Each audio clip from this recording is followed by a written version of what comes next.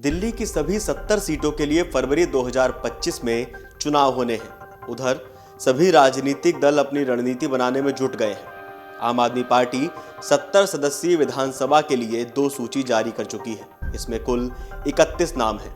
आइए जानते हैं पिछले 5 साल में दिल्ली की सियासत में क्या क्या बदलाव हुए हैं। राज्य में पिछले विधानसभा चुनाव के नतीजे कैसे रहे थे, चुनाव के बाद राज्य की राजनीति कितनी बदली, किन मंत्रियों ने पार्टी छोड़ी, सरकार का रूप कितना बदला, अभी कैसी स्थिति है, पार्टी ने चुनाव की तैयारी कैसे की है। नमस्कार, मेरा नाम है मृत्युंजय त्रिवेदी और आप देख रहे हैं अमर उजाला। दिल्ली में आगामी विधानसभा चुनाव को देखते हुए सियासी हलचल तेज हो चुकी है। सत्ताधारी आम आदमी पार्टी उम्मीदवारों की दूसरी सूची जारी कर चुकी है और पार्टी ने अब तक कुल 31 उम्मीदवार तय कर दिए हैं। आपने अपनी दोनों सूचियों में हाल ही में आए दूसरे दलों से नेताओं को भी मौका दिया है। उधर विपक्षी भारतीय जनता पार्टी और कांग्रेस ने अपनी चुनावी रणनीति बनानी शुरू कर दी है। कांग्रेस ने हाल ही में दिल्ली न्याय यात्रा निकाली, वहीं दूसरी ओर भाजपा ने भी सभी विधानसभा क्षेत्रों में परिवर्तन यात्रा निकालने का ऐलान कर दिया है। 5 साल में दिल्ली कई सियासी उठापटक की गवाह रही है। 2 चेहरों ने मुख्यमंत्री पद की शपथ ली। जहां एक ओर मुख्यमंत्री की गिरफ्तारी के बाद जेल से सरकार चलाई गई, तो दूसरी ओर कुछ मंत्रियों ने दल बदल लिया। अब वो विपक्षी दलों के साथ हैं। इन तमाम घटनाक्रमों के केंद्र में कथित शराब घोटाला भी रहा। इसी मामले में पूर्व मुख्यमंत्री अरविंद केजरीवाल फंसे हुए हैं। जेल से जमानत मिलने के बाद केजरीवाल ने मुख्यमंत्री का पद से इस्तीफा दे दिया। उनकी कैबिनेट में मंत्री रही आतिशी को मुख्यमंत्री की कुर्सी मिली। पहले जानते हैं कि पिछली बार विधानसभा चुनाव कब हुए थे। चुनाव आयोग ने 7 जनवरी 2020 को पिछली बार दिल्ली विधानसभा चुनाव के कार्यक्रम की घोषणा की थी। कार्यक्रम के तहत 70 सदस्यीय दिल्ली विधानसभा के लिए 8 फरवरी 2020 को मतदान हुआ था। इसमें कुल 62.59% मतदान दर्ज किया गया था। नतीजे 11 फरवरी 2020 को घोषित किए गए थे। पिछले विधानसभा चुनाव के नतीजे कैसे थे? फरवरी 2020 में हुए दिल्ली विधानसभा चुनाव में अरविंद केजरीवाल के नेतृत्व वाली आम आदमी पार्टी ने प्रचंड जीत दर्ज की थी। पार्टी ने दिल्ली की 70 में से 62 विधानसभा सीटों पर जीत हासिल की। आम आदमी पार्टी को सबसे ज्यादा 53.57% वोट मिले थे। वहीं भाजपा के 8 विधायक चुने गए थे और इसका वोट प्रतिशत 40.57% रहा।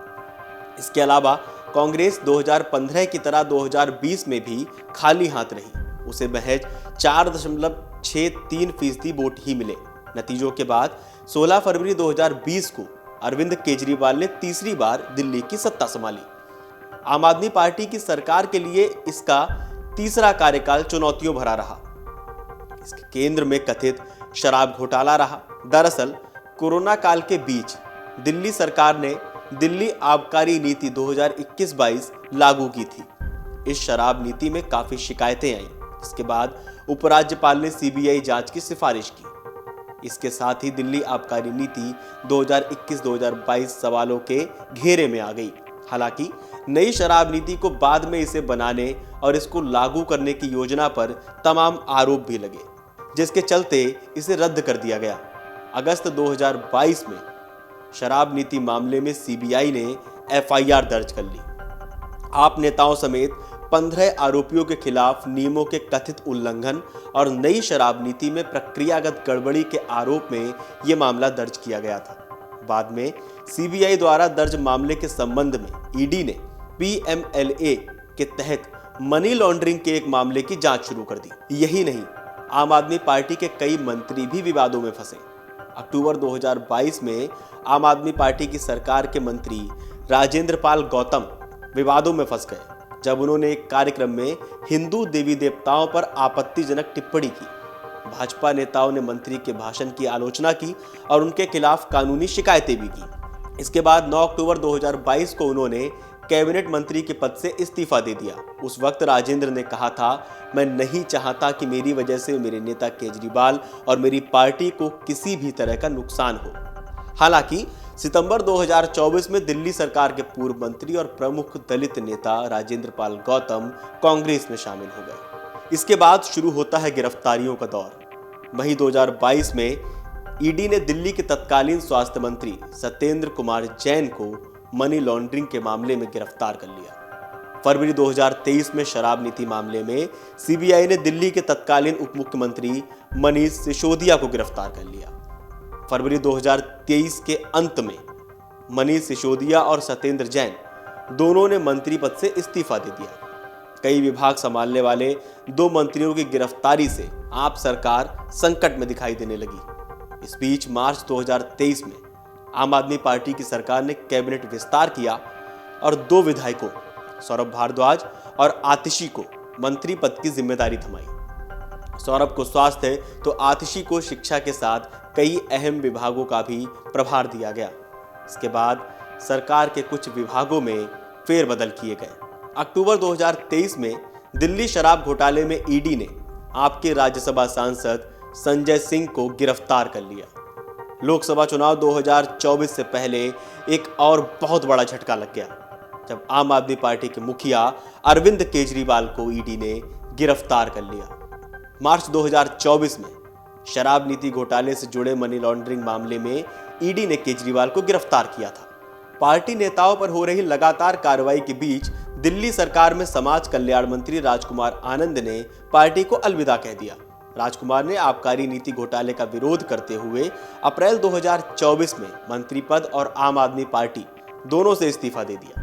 वो लोकसभा चुनाव लड़ने के लिए मई 2024 में बहुजन समाजवादी पार्टी यानी बसपा में शामिल हो गए। हालांकि जुलाई 2024 में पूर्व मंत्री भारतीय जनता पार्टी में शामिल हो गए। 2024 के लोकसभा चुनाव के लिए आपने दिल्ली में कांग्रेस के साथ गठबंधन किया। समझौते के तहत आपने 4 सीटों नई दिल्ली, पूर्वी दिल्ली, दक्षिणी दिल्ली और पश्चिमी दिल्ली पर उम्मीदवार उतारे, जबकि कांग्रेस ने चांदनी चौक, उत्तर पूर्वी दिल्ली और उत्तर पश्चिमी दिल्ली में उम्मीदवार खड़े किए। चुनाव के बीच ही सुप्रीम कोर्ट ने अरविंद केजरीवाल को प्रचार करने के लिए अंतरिम जमानत दे दी। इसके बाद अपने मुख्यमंत्री की गिरफ्तारी को आपने चुनावी मुद्दा बनाया और जेल का जवाब वोट से नामक अभियान चलाया।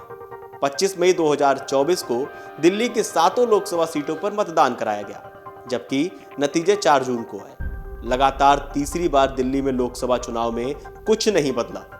भाजपा ने इस बार भी 7 सीटों पर जीत हासिल की। गठबंधन के बावजूद आम आदमी पार्टी और कांग्रेस को कोई सफलता नहीं मिली।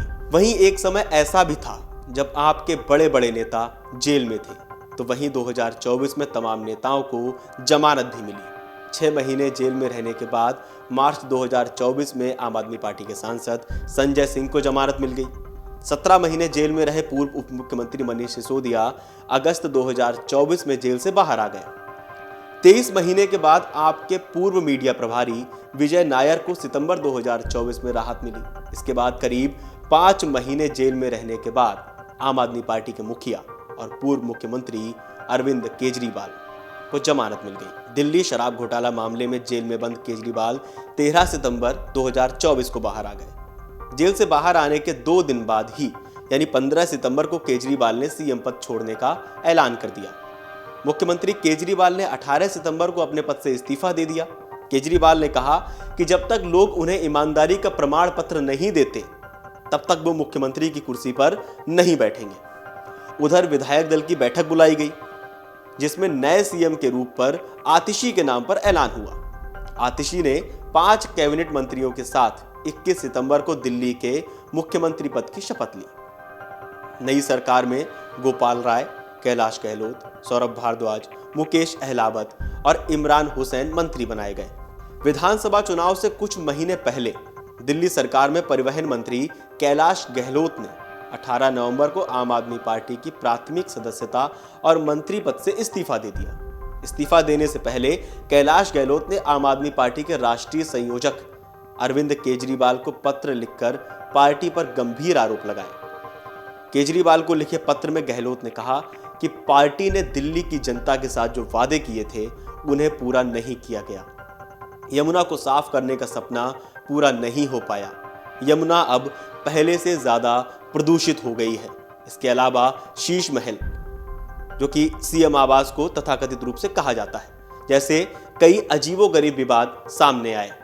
इसने पार्टी की छवि खराब कर दी। बाद में गहलोत भाजपा में शामिल हो गए।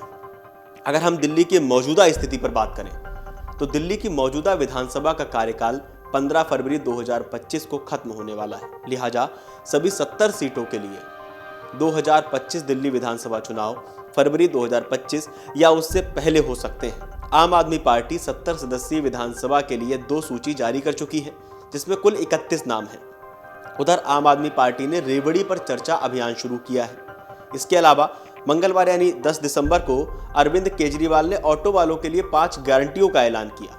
इसके तहत दिल्ली में दोबारा आम आदमी पार्टी की सरकार बनने पर सभी ऑटो वालों का 10 लाख रुपए तक का जीवन बीमा, 5 लाख का एक्सीडेंट इंश्योरेंस, बेटी की शादी में 1 लाख रुपए की सहायता, वर्दी के लिए साल में 2 बार 2500 रुपए और बच्चों की कोचिंग का खर्चा सरकार उठाएगी, ऐसा वादा किया गया। विधानसभा चुनाव से पहले पार्टी कार्यकर्ताओं को उत्साहित करने के लिए आयोजित कांग्रेस ने दिल्ली न्याय यात्रा निकाली। दिल्ली न्याय यात्रा का आयोजन राहुल गांधी की भारत जोड़ो यात्रा और भारत जोड़ो न्याय यात्रा की तर्ज पर किया गया था। दिल्ली कांग्रेस अध्यक्ष देवेंद्र यादव ने 8 नवंबर को राजघाट से इस यात्रा की शुरुआत की थी और 7 दिसंबर को रोहिणी में समापन से पहले इसने सभी 70 विधानसभा सीटों को कवर किया। अपनी दिल्ली न्याय यात्रा के दौरान ही प्रदेश कांग्रेस निम्न मध्यम आय वर्ग के मतदाताओं से अपील करने के लिए कई वादे किए। प्रमुख वादों में मुफ्त बिजली, इकाइयों को दोगुना करना, पुनर्वास कॉलोनियों में मकान मालिकों को संपत्ति का अधिकार देना और ऑटो रिक्शा लाइसेंसों का नवीनीकरण करना शामिल है। वहीं दिल्ली के प्रमुख विपक्षी दल भाजपा ने भी चुनाव से पहले अपनी रणनीति का ऐलान कर दिया है। पार्टी ने दिल्ली विधानसभा में अब नहीं सहेंगे, बदल के रहेंगे नाम से नारा दिया है। दिल्ली भाजपा ने कहा कि यदि इस बार पार्टी दिल्ली में सत्ता में आती है तो दिल्ली की झुग्गी झोपड़ी में रहने वालों को पक्के मकान दिए जाएंगे। भाजपा ने परिवर्तन यात्रा निकालने की भी घोषणा की है। प्रदेश भाजपा अध्यक्ष वीरेंद्र सचदेवा ने कहा कि इसमें डबल इंजन वाली सरकार के फायदे लोगों को बताए जाएंगे। जनता के बीच पहुंचकर आम आदमी पार्टी के झूठ का भी खुलासा किया जाएगा। दिल्ली विधानसभा चुनाव को लेकर आपका क्या मानना है? आपको क्या लगता है?